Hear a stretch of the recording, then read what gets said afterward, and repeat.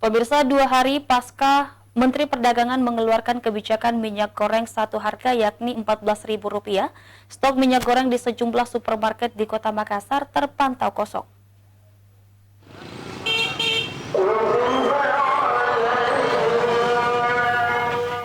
Sejak dikeluarkannya kebijakan satu harga minyak goreng Rp14.000 1 liter, stok minyak goreng di sejumlah supermarket modern di Kota Makassar terpantau kosong.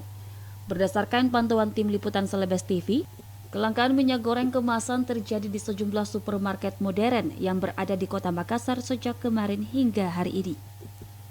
Adapun minyak goreng yang tersedia di toko retail saat ini adalah minyak dengan kelas premium yang merupakan minyak goreng yang terbuat dari minyak kelapa dan minyak kedelai.